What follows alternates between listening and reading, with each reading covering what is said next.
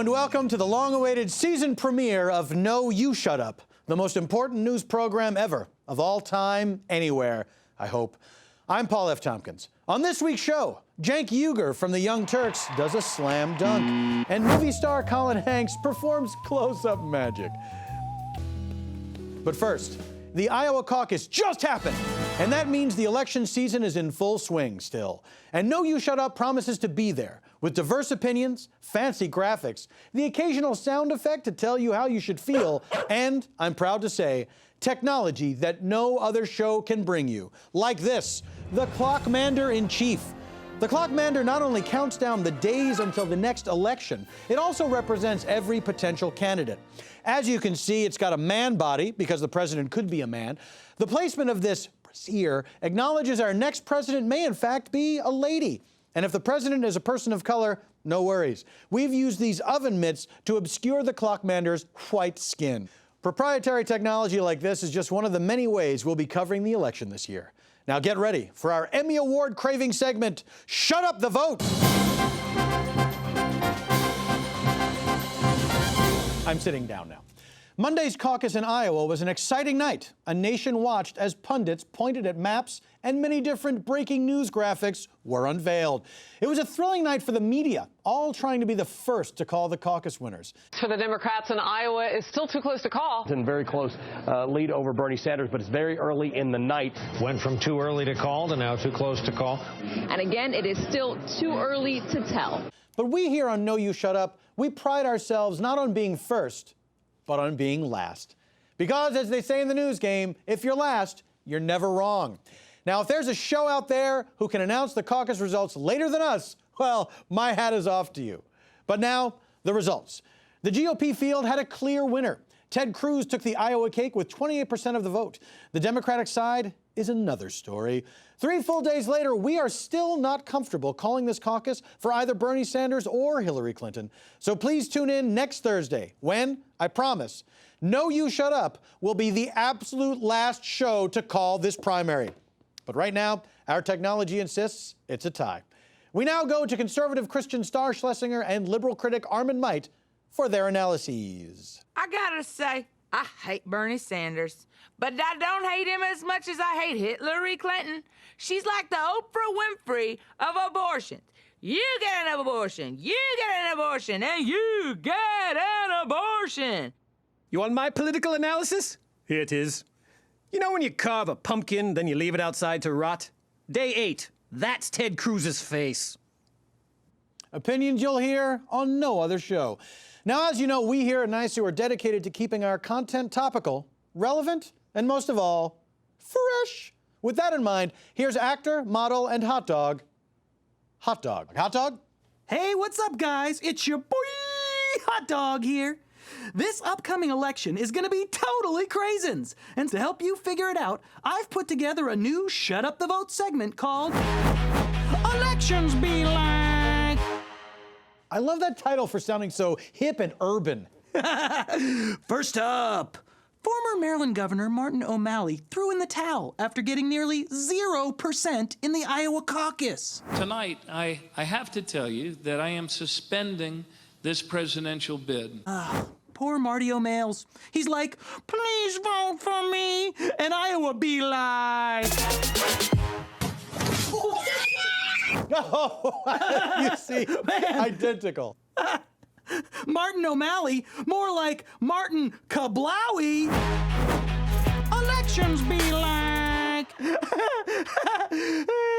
Presumptive Republican nominee Donald Trump recently got one heck of an endorsement from Sarah Palin. Right-wing and bitter clinging proud clingers of our guns, our God, and our religions and our Constitution tell us that we're not red enough. Yeah, coming from the establishment. I mean, call me cold-blooded, but this endorsement be like.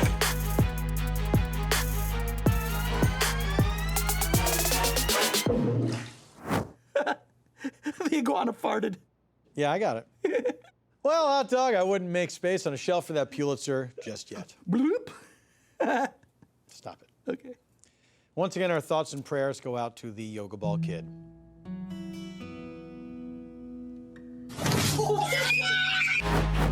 Elections be like.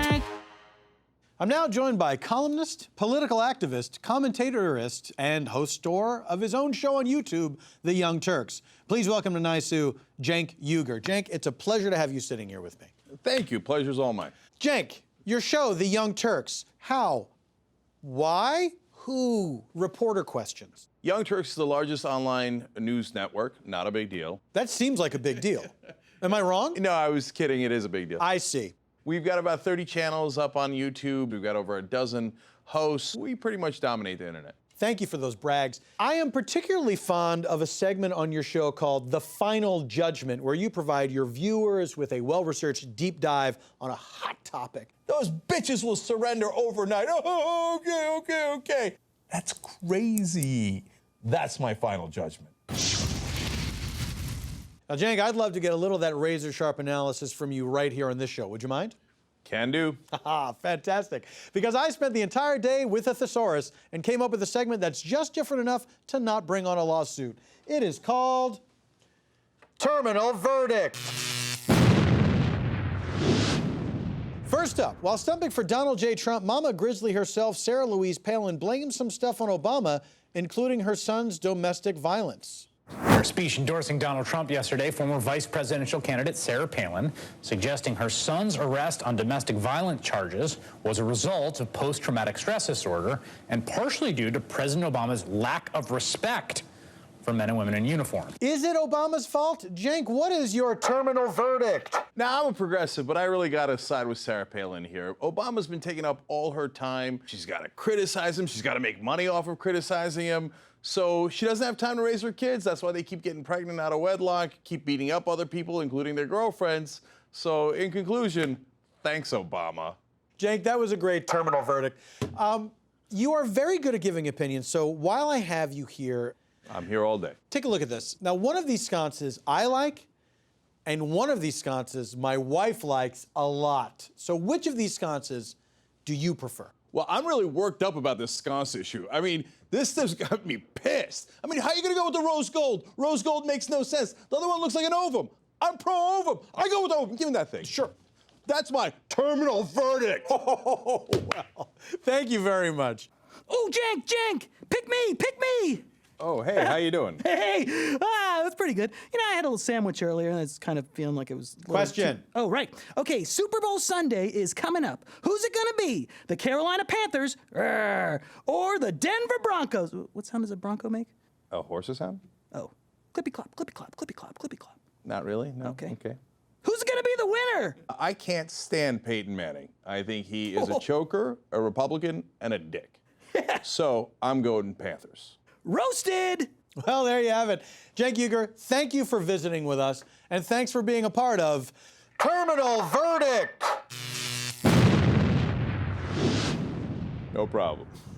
More No You Shut Up when No You Shut Up returns. Paul, can I have a bullhorn? No, never.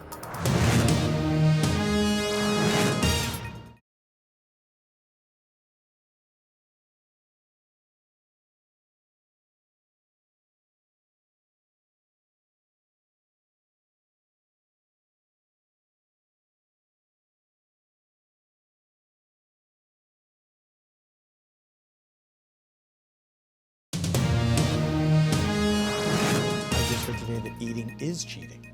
Really? Yeah, changes everything, right? Absolutely. Welcome back.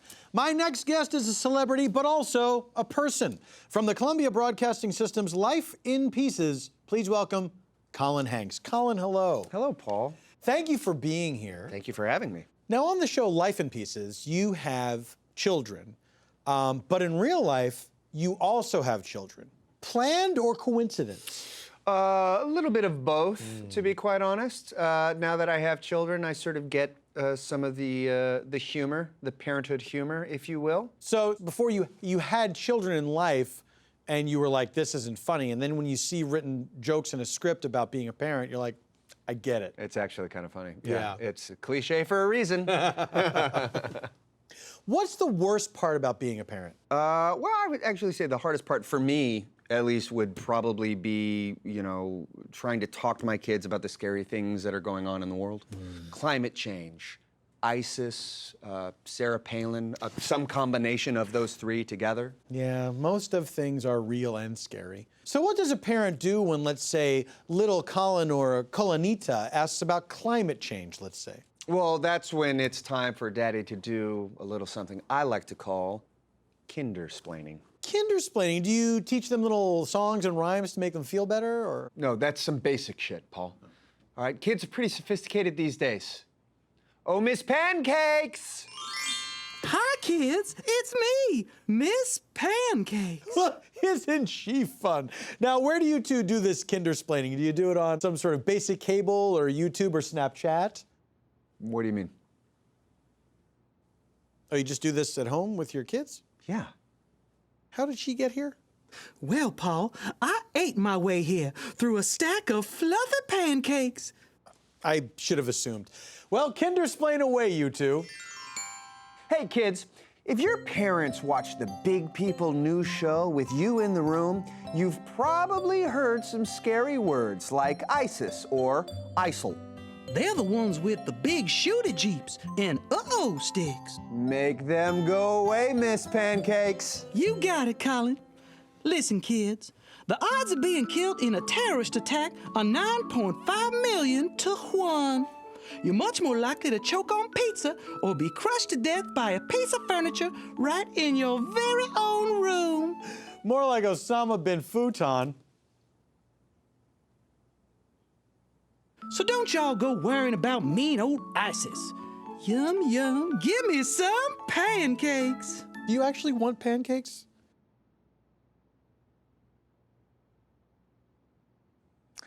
Miss Pancakes, one more for you. My grandpa told me yesterday that North Korea wants to blow me up with a scary hydrogen bomb. Should we be scared that they can make us go kablooey, Miss Pancakes? There's no need to fret about North Korea, kids. It's so far away. You're much more likely to be murdered by someone you already know. Oh, I think I could say this for everybody. Thank goodness. Remember, Jeffrey Dahmer only killed his neighbors. Yum, yum, give me some pancakes! Well, I guess the world isn't too scary a place if you see it through the eyes of Miss Pancakes. What about me, Paul? Coming up, more with Colin Hanks when No You Shut Up returns. Is it really true that Jeffrey Dahmer only killed his neighbors? How the f do I know?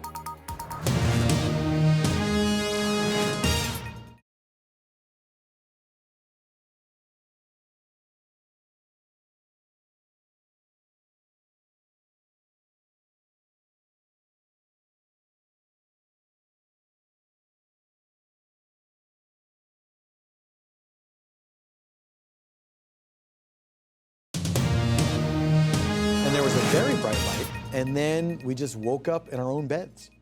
No, at least it's comfortable. Yeah. Welcome back. One of the hot button issues in this year's presidential election, guns. Some people believe they are a public safety issue, while others see guns as a political flashpoint. If you had to sum up America's relationship to guns, you could do it in 2 words. It's complicated. Or to be more clear, 3 words. It is complicated. The numbers are staggering. More than 33,000 Americans killed by firearms in just 1 year. The United States is the most heavily armed nation in the world, with roughly 1 gun per every person. Joining us now is conservative Christian Star Schlesinger. Star, if that number is true, are you at all worried that we have more guns than people? As a proud guns owner and crusader of my Second Amendment rights, this sounds more like people making a problem than a gun problem. I am talking about President Abortion forcing contraceptives up on our lady business. Once we stop killing all them babies, we do have way more people than there wouldn't be enough guns to fill their chubby little hands. Insensitive, but that is par for the Star course. Armin Might, do you disagree? Oh, sound like someone over there has been drinking out of Bill Cosby's Appletini jug. Paul, if these mouth-breathing, fast-food-munching troglodytes had their way, we'd all look like characters from Mad Max Fury Road. Even the mere mention of sensible gun control makes them act like someone went yellow in the big gulps. And for the record, Fury Road? Overrated! It was all Fantastic Four for me, Tompkins. Now, you're on the record as having loved every Fantastic Four movie that's ever been made. They're all good. I can't choose one. Don't make me Sophie's Choice this. Let's open it up to the panel. Over here we have actor, model, and hot dog. Hot dog. Hello, fans. And star of Life in Pieces on CBS, Colin Hanks. Howdy-do. Now, Colin, since we're just throwing you into our discussion, we don't expect you to have a well-researched position on the matter. However, as a human being, we do expect you to have emotional reactions. And what better way to communicate your emotions than with a series of emojis? We have a stack of emojis for you right here. Of course, you're encouraged to explain your emoji response, but remember, sometimes an emoji is all the explanation you'll ever need. Sounds cool. And we're off and running. A recent study noted firearms are the only consumer product the federal government does not regulate for health and safety. Meanwhile, science-based regulations have dramatically reduced deaths from motor vehicles in recent decades. So, why are we so reluctant to regulate guns? Here's a reason. Because guns are awesome? I mean, come on, Paul. What would our movies be without guns? Can you imagine John McClane in Die Hard without a gun? Or John McClane in Die Hard 2 without a gun? Or John McClane in Die Hard with a Vengeance without a gun? Or John McClane in Live Free and Die Hard without a gun? John McClane in A Good Day to Die Hard without a gun? Did you think that we needed all of the Die Hards to be referenced in order for you to make your point? I was just trying to get more airtime. If the Hollywood Minute is over there, if I could weigh in on regulation. You know, first they cut off the nuts of the EPA, and they're trying to dissolve the IRS, and they're still in a major circle jerk trying to repeal the Affordable Care Act. Oh, who needs regulation when you can huff those tasty gas fumes in Porter Ranch, or drink that sweet, sweet water from the Flint River? Boom! Oh, I just want to circle back to the circle jerk. In case you didn't know, that's when a group of guys... They're fun. We're good. Yeah. Netflix and chill. Colin, regulations? I am for them. Oh. Thumbs up. We get a thumbsy on that one. Speaking of thumbs, many have pointed their finger guns at President Obama, claiming that he's trying to take bang-bang shooties away from law-abiding citizens. I am convinced that if this president could confiscate every gun in America, he would. And the government could confiscate your guns. He wants to take your guns away. You hear it this way. Do you believe the president is capable of taking our guns away? And if so, how would he do it? Ugh, classic fear-mongering, like clickbait in human form. And those dopes eat it right up, hook, line, and stinker. But you gotta play to your base, which again is people whose idea of fun is playing cornhole with their cousins. Now, you see, cornholing, Paul, is when you take your boy part and find another part. We got it. All right. We're good. Oh, he's coming for our guns, all right. He's about a week away from tearing up the Constitution and going rogue. You just watch. The minute he can convince his socialist Australian buddies to stop hand-jerking kangaroos, they'll voodoo everybody's sidearms into a big old bonfire on the White House lawn. Paul, I think presidents could definitely take our guns away. I mean, these guys are notorious badasses. You remember Harrison Ford in Air Force One? Get off my plane! Or Morgan Freeman in Deep Impact? Give me your guns, America. I am your president, and I need them to kill a meteor. Oh, Miss Daisy, I'd like to give you my gun. You know, people think I'm racist, but what Hot Dog just did, that's a hate crime. It was not good. It was not good, Hot Dog. Yeah. Colin, what do you think? Is the president going to take away everyone's guns? Paul, if he does try it, it certainly seems like it would be a lot of work. Emoji. Finally, we go now to Skype, where legendary boxer Mike Tyson has prepared a question for the panel. Mr. Tyson. I want you to fall. Yes. Hey, champ. All right. What question would you like to ask the panel? Oh. Ouch. Mr. Tyson, I hope you get some much-needed medical attention because, Christ, that looked bad. Colin Hanks, any thoughts or prayers for Mike Tyson? Very sad to see the champ go down like that, but we'll say that's gonna be a white-hot viral clip, just on fire, and pizza because of Italy. How would Italy relate to either Mike Tyson or gun control? I wish I could answer that question, Paul, but I don't have any more cards. More with Colin Hanks when No You Shut Up returns.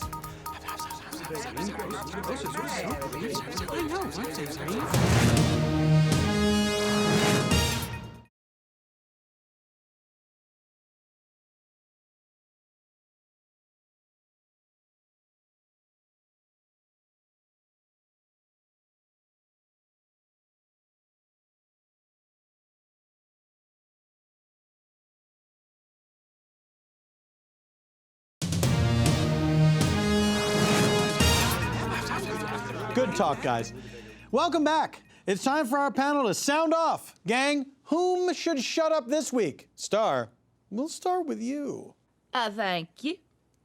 I would like to tell Megyn Kelly to shut up. Who does she think she is with her new short hairdo, wearing pants and scaring all the Republican men like some kind of Rachel Maddow Maleficent hybrid? And why would anybody spell Megan with a Y? Smells like Satan to me. Shut up, Megyn Kelly. Armand. I would like to tell The Revenant to shut up. The presumptive Best Picture choice is nothing more than a slog in the snow. And Leo's been Oscar baiting since he orally pleasured that guy in the Basketball Diaries. Snow movies began and ended with snow dogs. And it's Cuba good enough, Junior. So shut up, The Revenant. Hot dog. Polly T, I would like to not shut up lint rollers. They are so satisfying. Bye-bye, weird fuzzy things on my sweater, and keep crushing it, lint rollers. You can't play ball? You can't do what everyone else did? We're telling things to shut up. I'm just trying to be positive, you know. Colin Hanks. Yes, call waiting. Shut up. I'm in the middle of a conversation. Can you just be quiet for 1 second and let me finish this thought with my friend? Thank you. As for me, I'd like to tell the Oscars to shut up, because the Oscars, so white. No one ever says the daytime Emmys are too white. That's because no one watches them. Well, not since Bob Barker retired from The Price is Right. Is he still alive, by the way? If he is, good. And if not, well, maybe he faked his own death so he could quietly roam the countryside, spaying and neutering pets, like a kind of Johnny Appleseed of genital mutilation of animals. Well, that's all the time we have for this week's Know You Shut Up. Join us again next week. And until then, you shut up. The Price is Right. Remember? They would do the game where they go up the mountain. I love that part. Oh, I love right? Bob Barker that had that really long microphone. Yeah. Because he had nothing to prove, you know? When you're endowed like the Barker, you don't need to hold a big stick.